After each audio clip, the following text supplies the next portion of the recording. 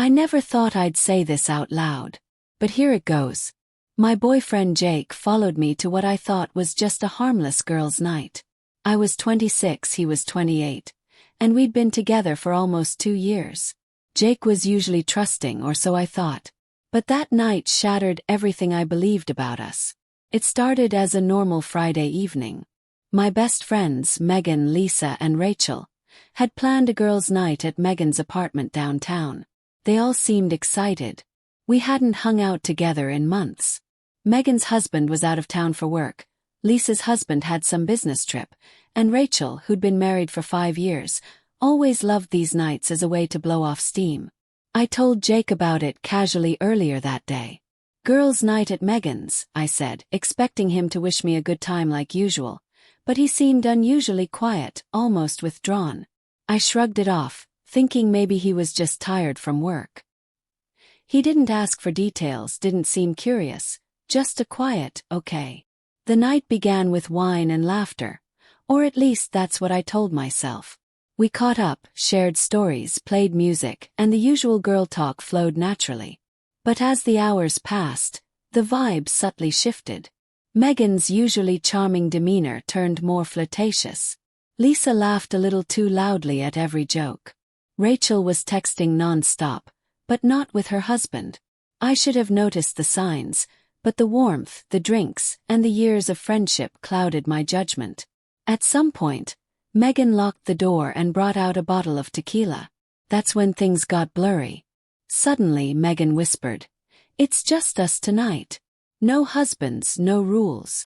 She smiled with a wild glint in her eyes. Lisa nodded eagerly. Rachel gave me a knowing look that made my stomach drop. I realized then what was happening. My heart pounded as the realization sank in. They were not just friends having a casual girls' night. Something else was going on. Something raw. Something they'd hidden behind years of smiles and perfect marriages. And then, the worst part, I saw Jake's shadow behind the window. His eyes burning with betrayal as he watched everything unfold. I froze, unable to move or even speak. Jake watching us like that, like he'd caught us red-handed, felt like a knife twisting inside me. I wanted to shout, to explain, but my mouth was dry and my mind raced. How long had he been there? Had he seen everything? Was this the end of us? Megan caught my eye and smirked. "Relax," she said softly. "It's just us. No one has to know." But I wasn't so sure anymore. The trust one thought we had was cracking fast, and all I could think about was how deeply I'd betrayed Jake. Even if I hadn't planned for the night to go this way, the tequila kept flowing, and with it, the barriers fell away. Megan got closer to Lisa, their laughter now mixed with whispers. Rachel reached out to me, her hand warm but unsettling.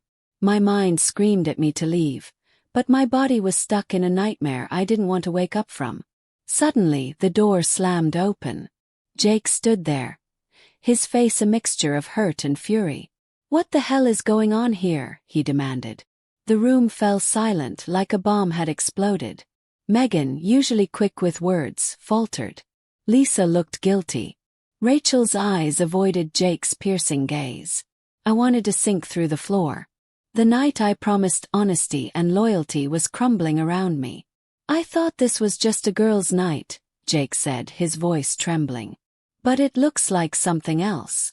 I opened my mouth to speak, but the words felt heavy and meaningless. How do you explain that your closest friends crossed a line you never even thought they would? How do you admit that you were caught in the middle of a betrayal bigger than your own? Jake's face softened a little. "I followed you because I was worried. I knew something felt off." His voice cracked, and I realized he wasn't angry just at me. He was hurt by the lies, the secrets, the cracks in our foundation. The room stayed frozen for a long moment before Megan finally spoke. "Jake, it's complicated. We're all adults, and sometimes things happen." Her words felt like salt in an open wound. Jake shook his head, stepping toward the door. "No, this isn't just complicated. This is betrayal. And I don't know if I can trust you anymore." With that, he left, slamming the door behind him. The sound echoed like a final verdict. I sank to the floor, tears streaming down my face. The friends I thought I knew, the boyfriend I loved, everything was falling apart in front of me, and all I could do was wonder, how did it come to this? The next few days were a blur of silence and unanswered questions. Jake didn't call, didn't text. Megan, Lisa, and Rachel acted like nothing had happened, but I knew things had changed forever. I spent hours replaying the night in my head, trying to find where it all went wrong. Had I missed signs? Was I blind to the cracks in my friendships and relationship? One afternoon, Jake finally answered my call. His voice was cold but steady. "We need to talk." We met at a quiet cafe, the tension thick between us. I tried to explain my confusion, my shock, my feelings of betrayal, not just from him but from my closest friends. He listened but didn't say much. "I don't know if I can get past this," he said. "Trust isn't just broken, it's shattered. And it's not just about the night. It's about everything we've been hiding." I nodded, tears threatening to spill again.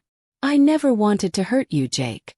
I thought I was just going to have a fun night, but it turned into something else." He looked at me with a mix of sadness and frustration. "I don't know who you really are anymore." That cut deeper than anything. In the days that followed, I cut off Megan, Lisa, and Rachel. I couldn't face their excuses. They had crossed a line I couldn't accept. Jake and I tried to talk more, but the distance between us kept growing. The trust, the warmth, it was all slipping away like sand through my fingers. I realized something else. Sometimes the people you think will stand by you are the ones who hurt you the most. And sometimes the people you love the most are the ones who let you down. The night Jake followed me was the night everything changed. Not just between us but inside me. I had to face a harsh truth. I was surrounded by people who weren't who I thought they were. And my relationship wasn't as solid as I believed. I don't know where Jake and I are headed now. Maybe forgiveness is possible. Maybe it isn't.